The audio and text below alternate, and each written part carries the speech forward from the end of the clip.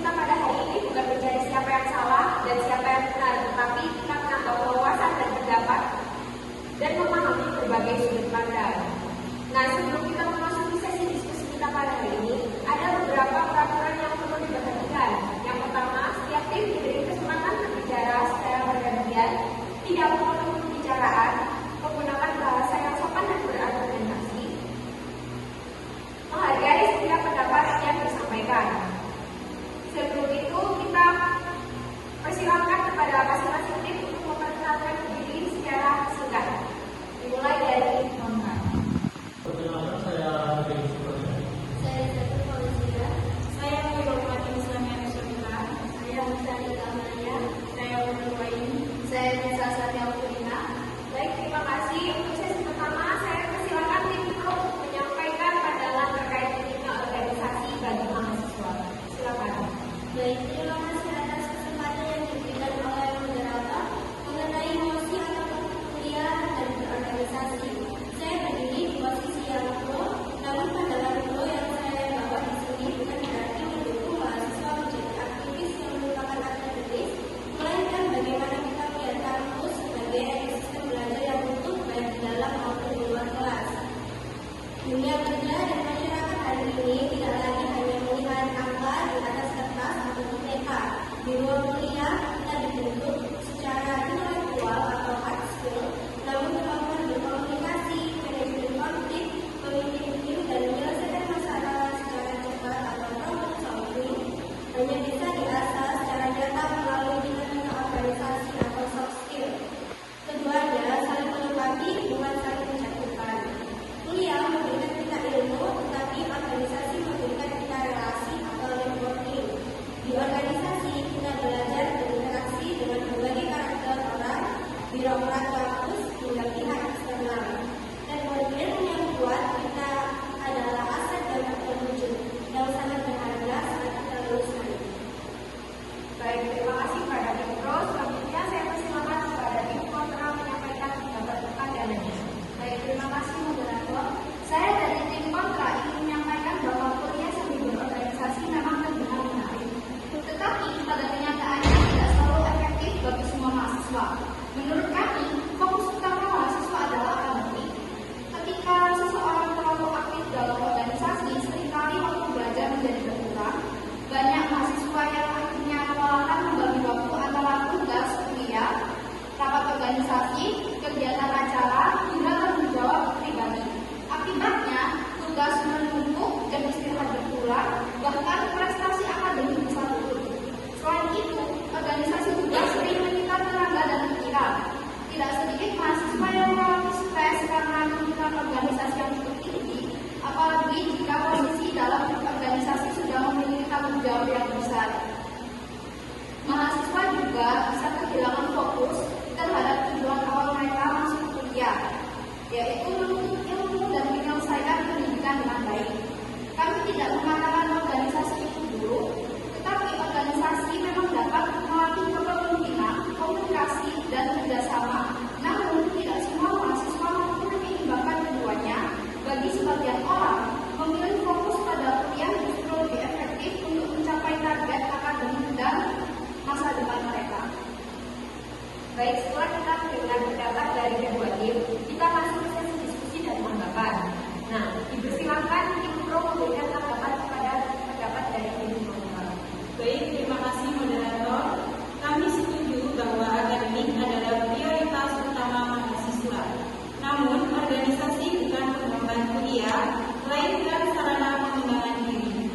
Melalui organisasi, mahasiswa belajar manajemen waktu, kepemimpinan, komunikasi, dan kerjasama yang tidak selalu didapat di kelas. Jika ada mahasiswa yang kewalahan, itu bukan karena organisasinya, tetapi karena kurangnya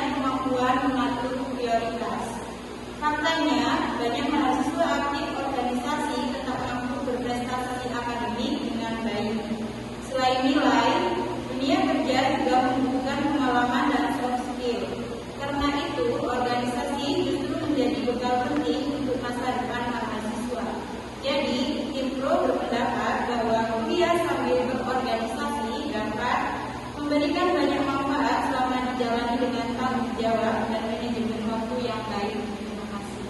Terima kasih. Silakan tim kontra dipersilakan memberikan tanggapannya. Baik, terima kasih moderator dan dari itu kami setuju bahwa organisasi dapat memberikan pengalaman dan pengalaman soft skill mahasiswa. Namun pada kenyataannya tidak semua mahasiswa mampu menjalankan kuliah dan organisasi secara seimbang.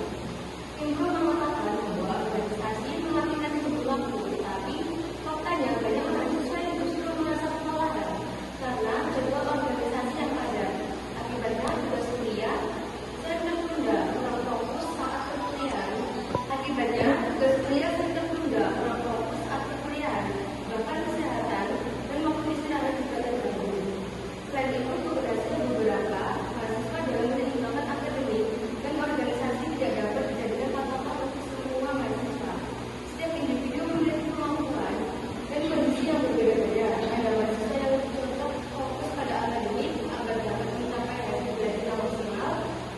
Menurut tim kontra, pengalaman dan kemampuan komunikasi juga tetap bisa diperoleh melalui kegiatan perkuliahan maupun aktivitas lain tanpa harus terlalu aktif dalam organisasi.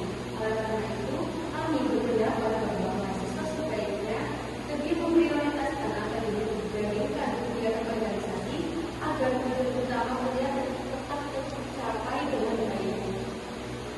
Baik, tadi kita sudah mendengarkan pandangan dan pendapat dari tim pro dan tim kontra. Izinkan saya memberikan pertanyaan. Jadi, apakah organisasi kampus harusnya dibatasi agar mahasiswa tetap fokus kuliah? Silakan untuk tim pro berikan tanggapannya. Menurut kami, organisasi kampus harusnya dibatasi secara berbayar. Karena organisasi sendiri merupakan bagian penting dari pada mahasiswa di luar kampus.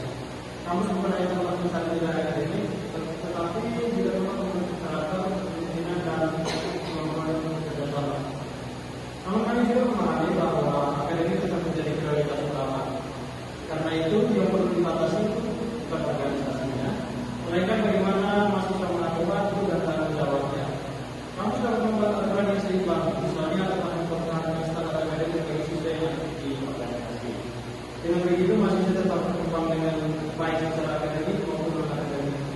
Jadi menurut kami organisasi tidak perlu dibatasi, tapi perlu diarahkan agar berjalan selaras dengan tujuan pendidikan. Baik, terima kasih atas tanggapannya. Selanjutnya tim kontra silakan memberikan tanggapannya. Baik, menurut tim kontra, organisasi kampus tidak seharusnya dibatasi. Karena organisasi itu menjadi tempat mahasiswa belajar dan tidak sepenuhnya dapat di ruang kelas. Kuliah memang penting untuk membangun kemampuan akademik, tetapi organisasi membantu mahasiswa melakukan kepemimpinan, komunikasi, kerjasama tim, manajemen waktu, hingga problem solving. Mahasiswa juga belajar bertanggung jawab membagi waktu antara akademik dan kegiatan organisasi.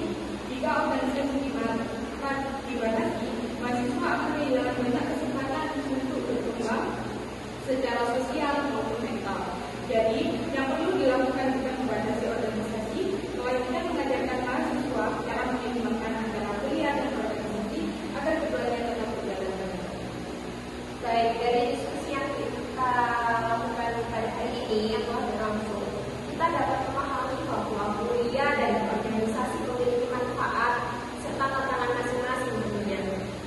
Organisasi dapat menjadi tempat berkembangnya soft skill, pengalaman mengasah cara berkomunikasi, dan menambah pengalaman. Namun mahasiswa juga perlu menjaga keseimbangan antara akademik yang tetap menjadi